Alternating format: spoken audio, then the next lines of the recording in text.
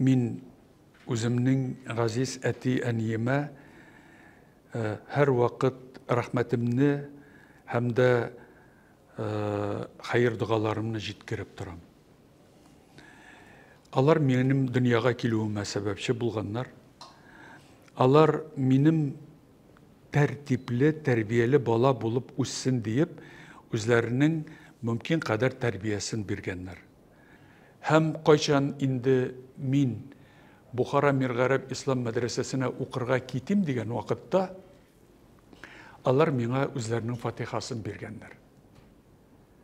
Кайберәүләр барма, йөрмә, син дипломлы кеше, эшеңне дәвам ит дип әйтә дә алырлар иде. Һәм мин әти-әниләремнең нигезе югалмасын.